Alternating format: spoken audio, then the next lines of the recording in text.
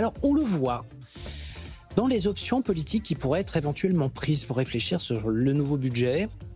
Il est question de plus en plus de taxes Zuckman.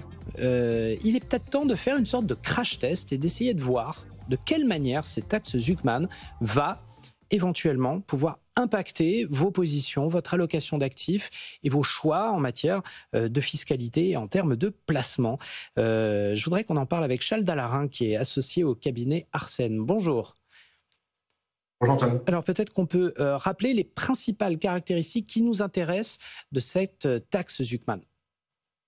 Oui, tout à fait. Donc la taxe Zuckman, ce dispositif, c'est une mécanique qui repose sur une idée, et que le taux d'imposition des plus riches serait trop faible en France. Et en cause, au terme des études qui ont été menées, l'utilisation de sociétés holding patrimoniales par à peu près les 1800 contribuables qui seraient visés par ce dispositif. Alors, comment est-ce que cette utilisation est faite et critiquée au travers du dispositif? Eh bien, en stockant des richesses sans que les contribuables en cause les appréhendent et donc sans être soumis à l'impôt sur le revenu sur cet accroissement de richesses.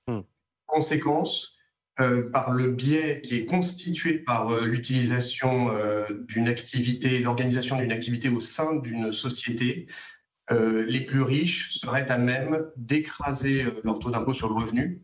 Et donc, on aurait, contrairement à ce qu'on connaît en France, c'est-à-dire un système d'impôt sur le revenu qui est en principe progressif, pour les plus fortunés, au contraire, un impôt sur le revenu qui, passé un certain palier de richesse, deviendrait régressif. On atterrit donc sur un dispositif qui a vocation à instaurer une contribution minimale, 2%, pour les plus hauts patrimoines, c'est-à-dire ceux qui sont supérieurs à 100 millions d'euros. Alors, effectivement, on a quand même un tableau clair de ce que ça peut donner sur le patrimoine. On parle là encore une fois des très grandes fortunes. Il y a toujours tout un débat autour de est-ce que ça va vraiment constituer un gain substantiel de nature à réduire nos problèmes budgétaires. Vous, de votre avis et de technicien véritablement de cette matière qui est quand même très technique, est-ce que vous pensez fondamentalement que ça peut être un contributeur majeur aux inégalités fiscales qui subsistent en France, et ça, on ne peut pas le nier? Alors, deux aspects en réponse à cette question. Le premier, c'est celui des chiffres.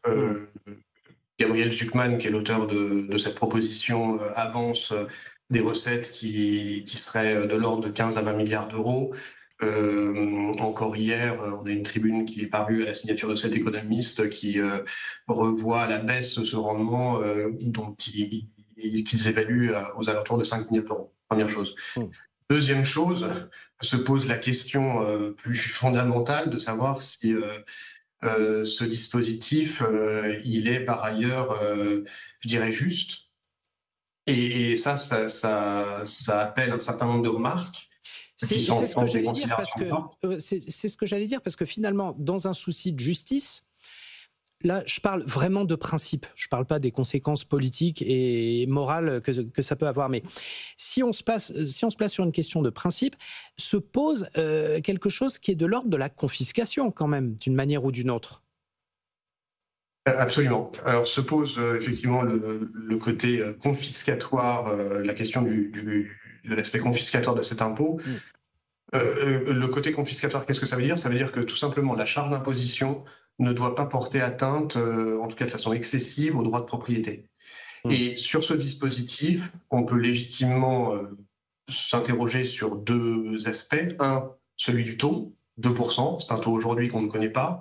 On rappelle l'impôt sur la fortune immobilière qui est entré en vigueur en 2018, plafonne en quelque sorte avec un taux marginal à 1,5%. Et deuxièmement, le sujet de la liquidité. C'est un sujet qui est très important parce que cette proposition, elle vise à imposer des personnes qui précisément ne perçoivent pas des revenus qui sont forcément importants. Et donc, ça les met en position, en l'absence aujourd'hui, dans la proposition qui est faite, d'un mécanisme qu'on connaît dans l'impôt sur la fortune immobilière, qu'on a connu par le passé en matière d'ISF, de plafonnement. Bien, ça les met en position de pouvoir potentiellement vendre un morceau de leur patrimoine pour pouvoir s'acquitter de cet impôt sur la fortune additionnelle. Effectivement, et ça c'est une question qui se pose. L'autre question que vous mettez en avant et qui est très intéressante, c'est les familles qui peuvent éventuellement avoir du patrimoine à l'international et en même temps en France. Est-ce qu'on ne va pas vers un risque de double peine, si je puis dire, enfin de double imposition? C'est tout à fait possible, effectivement. Pourquoi? Parce que donc, cet impôt, il a vocation à s'appliquer a priori aux résidents fiscaux français.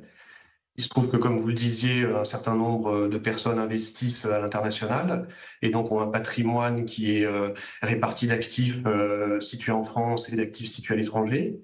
Et il se trouve que la France a signé un certain nombre de conventions qui visent à éviter un phénomène selon lequel le patrimoine mondial du contribuable serait imposé à la fois en France et dans les pays de situation d'un certain nombre de ses actifs. Mais parmi ces conventions fiscales internationales, seules 50 ont une brique qui traite des sujets d'impôt sur la fortune. A contrario, on est exposé sur l'ensemble des autres pays à ce phénomène de double imposition. Et deuxième chose, parmi ces 50 conventions, enfin, au sein de ces 50 conventions, on retrouve une mécanique qui vise à éviter la double imposition en matière d'impôt sur la fortune, aujourd'hui en matière d'impôt sur la fortune immobilière. Et il n'est pas du tout dit qu'on puisse, tel quel, tirer ces conventions sur demain une taxe Zuckman, tout simplement parce qu'elles ont été signées à une époque où cet impôt n'existait pas, il n'en était même pas question. Ouais, donc ce phénomène de double imposition peut tout à fait se présenter. Ouais. Exactement, et ça pose pas mal de questions techniques. Si une réflexion autour de cette taxe Zuckman se précise au sein des prochains choix budgétaires, alors, du prochain gouvernement, on a le temps de voir venir, mais enfin bon, on sent que tout cela rentre évidemment en ligne de compte dans le débat. Merci infiniment pour ces explications techniques toujours très précieuses. Charles Dallarin, associé au cabinet Arsène. Restez avec nous dans quelques secondes, on va parler small et mid cap, bien entendu, avec Eric Lewin.